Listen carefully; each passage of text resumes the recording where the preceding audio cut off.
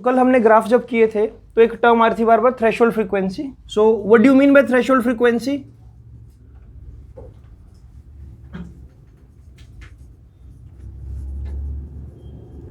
जो threshold frequency का concept दिया था वो दिया था किसने? लेनार्ड ने। कल हमने दो ऑब्जर्वेशन पढ़ी थी, हर्ट्ज और लेनार्ड की। तो थ्रेशोल्ड फ्रीक्वेंसी को जो हम डिनोट करेंगे वो करेंगे बेटा म्यू नोट से। कई बुक्स में इसको एफ नोट से भी डिनोट कर रखा है, तो आपको जैसा ठीक लगे वैसा कर सकते हो, लेकिन जो जनरल इसका नोटेशन है वो ये म्यू नोट। ठीक है, तो आप इसमें लिख सकते हो it is minimum value of frequency of incident photon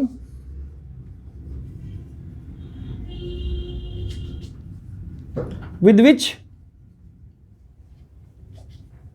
it can emit electron from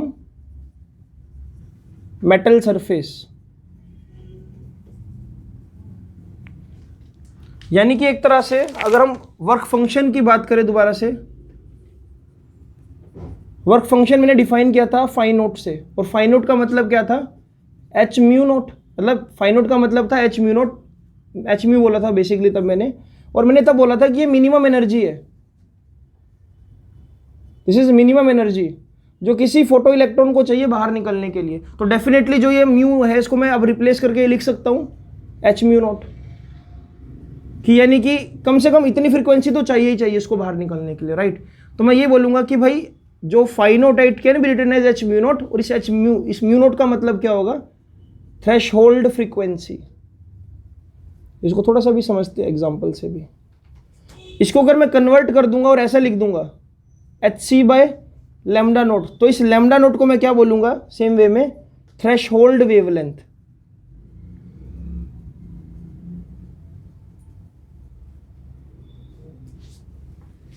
यानी कि अगर इंसिडेंट फोटोन्स की या रेडिएशंस की वेवलेंथ इतनी है तब तो वो निकाल सकता है इलेक्ट्रॉन्स को बाहर, अगर नहीं है तो डेफिनेटली नहीं निकालेगा। अब देखो इसको समझते हैं कुछ। सपोज हमारे पास कोई मेटेलिक सरफेस है बेटा ऐसे, right.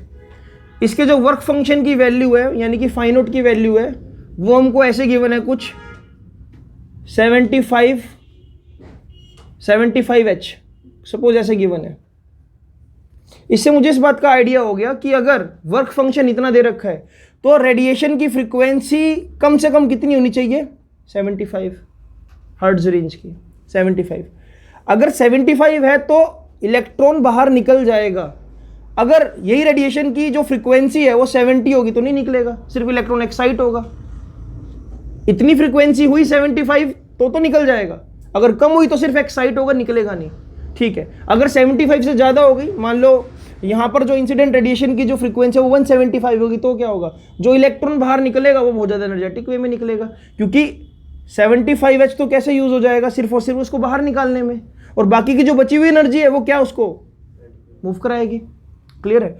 So this is how we can explain कि थ्रेशोल्ड फ्रीक्वेंसी का सिग्निफिकेंस क्या है, कि रेडिएशन में एटलीस्ट इतनी फ्रीक्वेंसी होगी तो वो मेटल सरफेस से बाहर निकाल देगा, अदरवाइज नहीं निकाल पाएगा। इसी को हम अभी ग्राफिकल वे में समझेंगे, लेकिन उससे पहले पढ़ेंगे आइंस्टाइन की फोटोइलेक्ट्रिक इक्वेशन। इसको जल्दी से नोट डाउन करो। तो आइंस्टाइन इक्वेशन बहुत इंपॉर्टेंट टॉपिक है आपके एग्जाम पॉइंट ऑफ व्यू से, क्योंकि इस पर न्यूमेरिकल्स तो बनते ही, साथ में कंसेप्चुअल भी आ जाता है। ठीक है, तो आइंस्टाइन ने इस इफेक्ट को समझा ध्यान से और उसने अपनी कुछ ऑब्जर्वेशन दी। उसने इसका डीप एनालिसिस किया और बताया कि एक्चुअल में जो रेडिएशन आप गिरा रहे हो उसकी एनर्जी दो तरह से यूज होगी। ठीक है, फॉर एग्जाम्पल अगर ये एक मेटेलिक सरफेस में मान लो कुछ इस तरह से, दिस इज मेटेलिक सरफेस, यहां पर एक इलेक्ट्रॉन है कोई भी, और यहां पर एक इलेक्ट्रॉन है थोड़ा सा और बॉटम में दूरी पर सरफेस से, और एक इलेक्ट्रॉन यहां पर है, राइट। अगर इस पर गिरने वाली इंसिडेंट रेडिएशन की एनर्जी एच म्यू है, एनर्जी की जो हमने फॉर्मूला ड्राइव किया था ये किया था H mu, energy of radiation या एनर्जी ऑफ फोटोन। अगर ये energy greater then work function है, जो एनर्जी से इंसिडेंट रेडिएशन यहां पर गिर रही है वो ग्रेटर देन वर्क फंक्शन है, तो डेफिनेटली इलेक्ट्रॉन्स को निकाल देगी। चलो, तो उसने बोला कि इलेक्ट्रॉन बाहर निकलेगा, डेफिनेटली बाहर निकलेगा, लेकिन जो इंसिडेंट रेडिएशन की एनर्जी है, मैं लिख देता हूं यहां पर एनर्जी ऑफ इंसिडेंट रेडिएशन,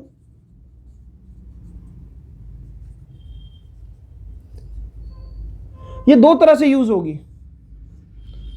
इसका कुछ हिस्सा कंज्यूम हो जाएगा एज अ वर्क फंक्शन और बचा हुआ हिस्सा कंज्यूम होगा as a gain of kinetic energy by electron. जैसे कि फॉर एग्जांपल अगर इस इलेक्ट्रॉन को निकालने के लिए मुझे 10 जूल एनर्जी चाहिए और मैंने यहां पर जो एच म्यू दिया वो कितना दिया 15 जूल, तो यानी कि 10 जूल एनर्जी से ये इलेक्ट्रॉन सरफेस पर आएगा और 5 जूल एनर्जी लेकर ये सामने की तरफ उड़ेगा। तो मैं बोलूंगा यहां पर कि 15 जूल मैंने एनर्जी दी, यानी कि एच म्यू कितना था 15 जूल, जिसमें से 10 जूल तो क्या यूज हो गया एज अ वर्क फंक्शन, इसको बाहर निकालने के लिए जो एनर्जी चाहिए थी, और बाकी बचा हुआ 5 जूल कैसे चला गया as a half mv square, यानी कि जो इलेक्ट्रॉन ने काइनेटिक एनर्जी गेन करी। ठीक है, अच्छा ठीक है, अब मान लो कि जो ये दूसरा इलेक्ट्रॉन है इसका वर्क फंक्शन ही 15 जूल है, इसका वर्क फंक्शन ही 15 जूल है, और यही रेडिएशन, सेम रेडिएशंस को मैंने किस पे गिराया, इस दूसरे इलेक्ट्रॉन के ऊपर गिराया, तब क्या होगा, ये इलेक्ट्रॉन इस एनर्जी को गेन करके मेटल के सरफेस से बाहर आ जाएगा, लेकिन इसका जो काइनेटिक एनर्जी होगा वो क्या होगा, 0। तो एक कंसेप्चुअल क्वेश्चन बनता है, what is the kinetic energy of slowest electron in photoelectric effect, तो उसका आंसर होगा 0।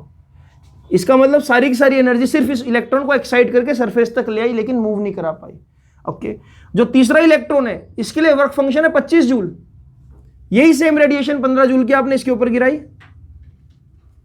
तो क्या होगा, ये 15 जूल एब्जॉर्ब करेगा और वो सरफेस के नियर आ जाएगा लेकिन बाहर नहीं निकल पाएगा, सरफेस के नियर आ जाएगा लेकिन बाहर नहीं निकल पाएगा। और मैं बोलूंगा कि अब इस केस में जो थर्ड केस है, थर्ड केस में जो एनर्जी है वो लेस देन वर्क फंक्शन है, क्योंकि वो इसको बाहर भी नहीं निकाल पाई। सो अगर हम आइंस्टाइन की इक्वेशन के अकॉर्डिंग चले तो मैं ये बोल सकता हूं कि जो kinetic energy gain by electron है वो बेसिकली डिफरेंस है किस चीज का, energy of incident radiation minus work function. या तो आप इसको ऐसे समझ लो, अदरवाइज इसको आप ऐसे भी समझ सकते हो कि मैंने एनर्जी दी h mu, this is my total energy which I gave to this electron. ये दो तरह से यूज कैसे हो रही है, as a work function plus kinetic energy. तो यानी कि इसको मैं क्या लिख दूंगा, एच म्यू, और फाई नोट को क्या लिख सकता हूं मैं, h mu naught. H mu naught का मतलब क्या हुआ, थ्रेशोल्ड फ्रीक्वेंसी, जैसे कि अभी बताया था मैंने आपको, और प्लस काइनेटिक एनर्जी। तो वही तो बात बनी, देखो काइनेटिक एनर्जी किसका डिफरेंस है, H mu minus H mu naught का। This is basically photoelectric equation given by Einstein. इसको थोड़ा सा और मॉडिफाई भी कर सकते हैं हम, इसको मैं क्या लिख सकता हूं, h C by lambda minus h C by lambda naught equals to kinetic energy gain by electron. अब खुद सोचो अगर आप कि अगर आपकी जो एनर्जी है जो आप रेडिएशन में दे रहे हो, अगर वो वर्क फंक्शन के इक्वल आ जाए, if energy of radiation become equal to work function only, जैसे कि दूसरे केस में था 15 जूल एनर्जी दी, 15 जूल का वर्क फंक्शन है, काइनेटिक एनर्जी बाय डिफॉल्ट क्या हो जाएगी, 0। यानी कि उस केस में electron will only come at surface but it will not go with some velocity. इस प्लीज इस इक्वेशन को लिख लीजिए और एग्जांपल को समझने के लिए फिर इस पे थोड़ा सा और ग्राफिकल एनालिसिस करते हैं। तो इसी बात को हम थियोरेटिकली भी लिख सकते हैं। According to Einstein, when photon of energy h mu falls on the metallic surface, this energy is utilized in two ways. Some part is used as work function and other part is used as kinetic energy. अब यहाँ पर एक सबसे बड़ा loop hole क्या है जो हम यहाँ पर गलती कर सकते हैं, जो मैंने जनरली अपने एक्सपीरियंस से देखा है कि बच्चा पेपर में क्या लिख कर आता है, when photon of energy h mu falls on metallic surface, its half part is used as a work function and other half is used as kinetic energy, जो कि गलत है।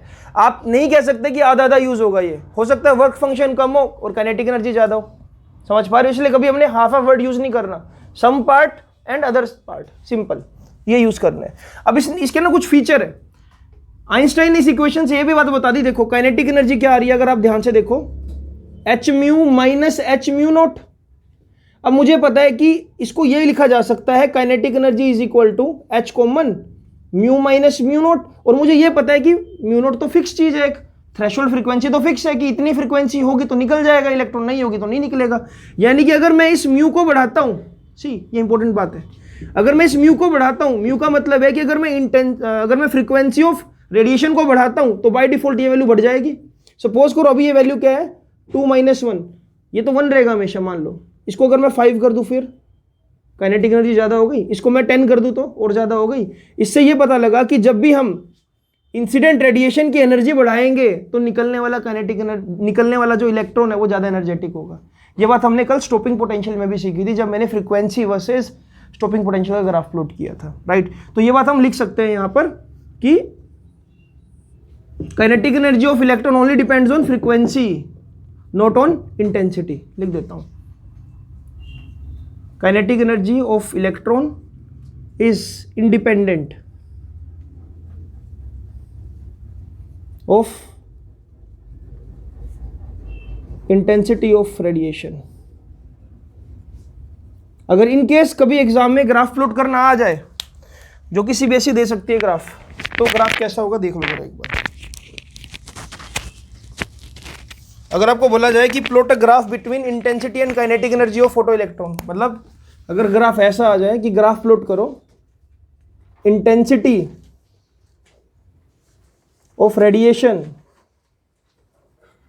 Versus kinetic energy of electron, तो graph ऐसा होगा बेटा। There is no change in kinetic energy if you increase the radiation, because with the increase in intensity you can only increase the number of photons falling per second, but you cannot increase the energy of those photons. So graph will be a straight line. इससे पता लगता है कि kinetic energy में कोई change नहीं आएगा, तो जितनी मर्जी इंटेंसिटी को बढ़ा लो, ठीक है। तो आप चाहो तो इसको ऐसे बना सकते हो। फिर इसमें आगे इसको डिफाइन करते हैं ग्राफिकली एक और चीज। तो अगर एमिशन ऑफ इलेक्ट्रॉन चाहिए तो energy greater than equal to work function होनी चाहिए, ठीक है। अगर एनर्जी को डिफाइन करूं तो एनर्जी क्या होती है H mu, greater than equal to work function को क्या लिखते हैं हम फाई नोट।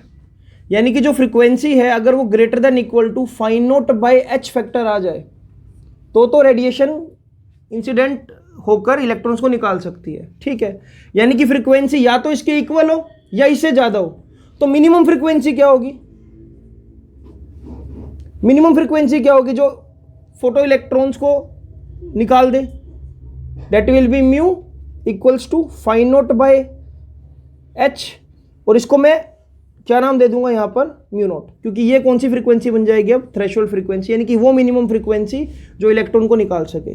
तो म्यू नॉट को हम कैसे डिफाइन कर सकते हैं फाई नॉट बाई एच।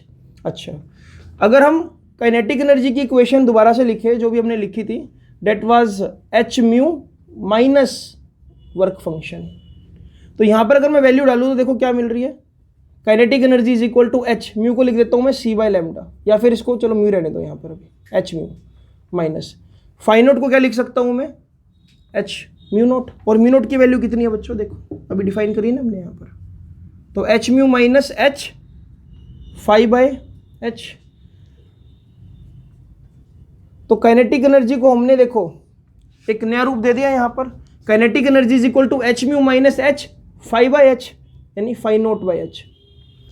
अगर मैं कंपेयर करूं तो देखो ये कुछ ऐसा बन रहा है, y is equal to M X minus C. अगर आप ध्यान से देखो एक स्ट्रेट लाइन इक्वेशन बन रही है, कहने का मतलब अगर मैं y एक्सिस पर kinetic energy of photo electron को लूं तो kinetic energy is y axis, और यहां पर x एक्सिस पर अगर मैं फ्रीक्वेंसी को लूं तो frequency on x axis, x की वैल्यू क्या है देखो म्यू, वाई की वैल्यू क्या ले रहा हूं मैं काइनेटिक एनर्जी, और इसका ग्राफ प्लॉट करूं तो जब हमने इसको कंपेयर किया y is equal to M X minus C से, तो हमको यहां समझ आ रहा है कि एच को उड़ाया जा सकता है। तो यानी कि काइनेटिक एनर्जी जो मिल रही है आपको देखो y एक्सिस पर मैं लूंगा काइनेटिक एनर्जी, m का मतलब क्या होगा, सीधा सीधा प्लैंक कांस्टेंट। यानी कि अगर मैं काइनेटिक एनर्जी और फ्रीक्वेंसी का ग्राफ प्लॉट करूंगा, इससे एक नई बात पता लग रही है, slope of kinetic energy versus frequency graph, ये एक नंबर का क्वेश्चन बन सकता है। क्वेश्चन आएगा what does slope of kinetic energy versus frequency graph represent, तो आप सीधा लिख सकते हो प्लैंक कांस्टेंट। तो इसका slope of kinetic energy versus frequency graph give you Planck constant. ये एक नंबर का क्वेश्चन बन जाता है यहां पर, ठीक है। अगर मैं इस इक्वेशन को फॉर्म करूं, देखो क्या मिल रहा है, एच म्यू माइनस एच तो कैंसिल हो जाएगा ना, सीधा सीधा फाई नोट, और सी का मतलब क्या होता है, इंटरसेप्ट ऑन वाई, राइट। तो अगर मैं इस ग्राफ को प्लॉट करूंगा बच्चों, आप यहां पर कोई भी रफली सपोज करो y is equal to 4x minus 3 लेकर इसको प्लॉट करके देखना, ठीक है। तो आपको कुछ ऐसा ग्राफ मिलेगा, कुछ ऐसा ग्राफ। अब इसका मतलब समझो जरा, इसका मतलब समझो, यानी कि अगर मैं फ्रीक्वेंसी को बढ़ाऊंगा तो काइनेटिक एनर्जी ऑफ, देखिए किसकी काइनेटिक एनर्जी ऑफ इलेक्ट्रॉन, ये किसके फ्रीक्वेंसी ऑफ रेडिएशन। इसका यह मतलब हुआ कि अगर मैं फ्रीक्वेंसी को बढ़ाना स्टार्ट करूं तो उसके साथ साथ काइनेटिक एनर्जी बढ़ रही है। देखो, अरे यार frequency directly proportional to kinetic energy, उल्टा लिख दिया, kinetic energy is directly proportional to frequency. अगर मैं फ्रीक्वेंसी को x को इंक्रीज कर रहा हूं तो काइनेटिक एनर्जी लीनियरली इंक्रीज कर रही है, इसका मतलब यही हुआ। और इस फाई का मतलब क्या होगा, सीधा सीधा इस फाई का मतलब, इस थीटा का मतलब क्या होगा, स्लोप बोलते हैं इसको, टेन थीटा। तो स्लोप किसके इक्वल आ रहा है, सीधा सीधा प्लैंक कांस्टेंट के इक्वल, अगर यहां से कंपेयर करूं। अब ये जो y पर इंटरसेप्ट कर रहे हैं यहां पर, ये वाली वैल्यू, इसको मैं क्या बोलूंगा, देखो यहां पर ये किसके इक्वल आ रहा है, वर्क फंक्शन के इक्वल। देखो phi note mx minus C, ये क्या होगा यहां पर c, यानी कि ये क्या होगा वर्क फंक्शन। यानी कि इस ग्राफ में मुझे कई सारी चीजें पता लग रही है। ये वाली फ्रीक्वेंसी जहां पर काइनेटिक एनर्जी जीरो है, ये वाली फ्रीक्वेंसी जहां पर kinetic energy of photo electron zero है, वो फ्रीक्वेंसी कौन सी थी, थ्रेशोल्ड फ्रीक्वेंसी। नहीं किनार, तो देखो हमने पढ़ा था ना अभी कि kinetic energy becomes zero when H mu minus H mu naught both become equal. यानी कि अगर इंसिडेंट रे की फ्रीक्वेंसी थ्रेशोल्ड फ्रीक्वेंसी के इक्वल हो जाए तो काइनेटिक एनर्जी जीरो है। तो जहां पर काइनेटिक एनर्जी जीरो है, जिस फ्रीक्वेंसी पर काइनेटिक एनर्जी जीरो है, जिस एक्स की वैल्यू पर काइनेटिक एनर्जी जीरो है, इस वैल्यू को मैं देखते ही बता सकता हूं कि ये क्या होगी, थ्रेशोल्ड फ्रीक्वेंसी। और इस ग्राफ की जो स्लोप होगी वो क्या होगी, डायरेक्ट h। और ये वाली वैल्यू क्या होगी, ये वाली पूरी वैल्यू, ये वाली पूरी वैल्यू, ये क्या होगी, वर्क फंक्शन, यानी कि फाई नोट। फाई नोट देखो c की वैल्यू ये रही, c क्या था यहां पर इस इक्वेशन में, फाई नोट, यानी कि वर्क फंक्शन। ये वाली वैल्यू क्या है, यानी कि थ्रेशोल्ड फ्रीक्वेंसी। स्लोप क्या है, यानी कि h। अगर ग्राफ पे क्वेश्चन बना तो तीन चीजें आपसे पूछी जा सकती है। अगर मैं आपको यहां पर एक न्यूमेरिक वैल्यू दे दूं, सपोज करो मैं ये बोल दूं यहां पर जो फ्रीक्वेंसी है वो 2000 हर्ट्ज है, तो 2000 हर्ट्ज क्या होगी, जहां पर काइनेटिक एनर्जी जीरो, यानी कि threshold frequency will be 2000 hertz. Slope क्या बताएगा, प्लैंक कांस्टेंट। अगर ये वाली वैल्यू 7 है तो मैं बोलूंगा कि 7 इलेक्ट्रॉन वोल्ट का क्या चाहिए, वर्क फंक्शन चाहिए, यानी कि कम से कम इतनी एनर्जी चाहिए उसको बाहर निकालने के लिए। तो ये वाला ग्राफ बहुत इंपॉर्टेंट, इसको प्लीज नोट डाउन कर लो। तो बच्चों अब ऐसे ही ग्राफिकली हम समझेंगे थ्रेशोल्ड वेवलेंथ को।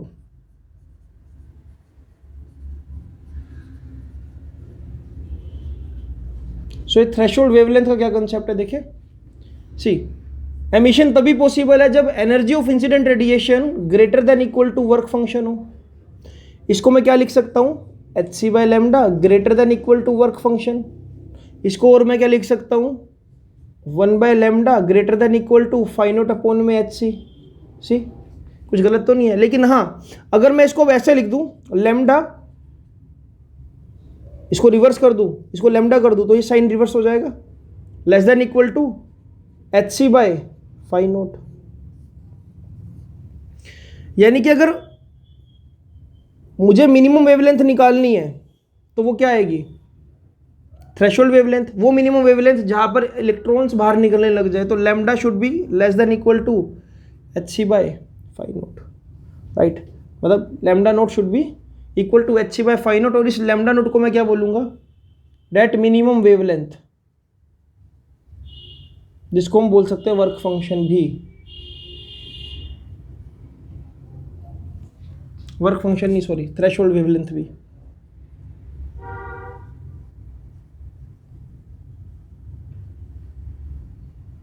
ठीक है बच्चों, चलो अगर मैं अब ग्राफ की बात करूं तो काइनेटिक एनर्जी को मैं क्या लिख सकता हूं, h mu minus H mu naught, यानी कि h C by lambda minus h C by lambda naught. यानी कि अगर हम ध्यान से देखें तो जो काइनेटिक एनर्जी आएगी वो क्या आएगी, hc by lambda minus hc। इस 1/λ0 को अगर मैं देखूं तो इसको अगर रेसिप्रोकल कर दूं तो क्या बनेगा, देखो 1/λ0 is equal to phi naught upon में hc। तो यानी कि इस लैम्डा नोट को अगर मैं डालूं यहाँ पर तो क्या बन जाएगा, ये hc और ऊपर क्या चला जाएगा, फाई नोट। तो काइनेटिक एनर्जी को ऐसे भी देख सकते हो आप, hc by lambda minus phi naught. ये भी क्या बन रहा है, देखो y is equal to mx minus C, ये फॉर्म बन रही है। ठीक है, अब तक मैंने प्योर मैथमेटिक्स से यूज किया। यहाँ पर देखो मैं चाहता तो इसको ऊपर भी कन्वर्ट कर सकता था, लेकिन ये थोड़ा ज़्यादा ठीक है ना। यहाँ पर आपको थोड़ा सिंप्लीफाई होकर मिल रहा है। अब देखो इसमें आइडेंटिफाई करते हैं टर्म्स को, इसमें टर्म्स को आइडेंटिफाई करते हैं। अब देखो यानी कि इस इक्वेशन को अगर मैं लिखूँ यहाँ पर y is equal to mx minus c, y की जगह क्या लिखना है, काइनेटिक एनर्जी। तो मैं यहाँ पर ग्राफ में y एक्सिस को क्या बोल दूंगा, काइनेटिक एनर्जी।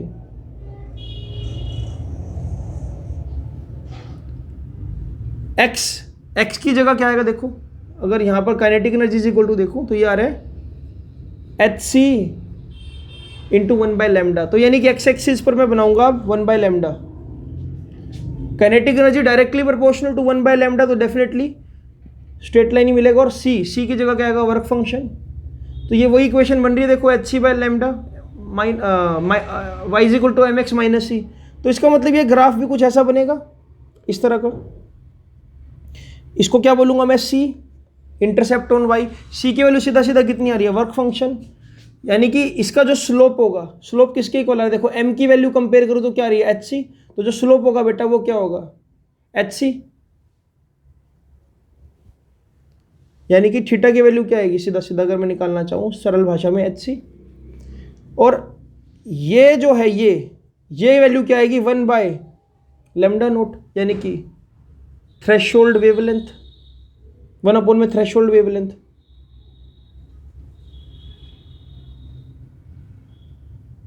राइट, यानी कि ये वो 1/λ0 की वैल्यू है जहां पर काइनेटिक एनर्जी क्या बच्चों, 0।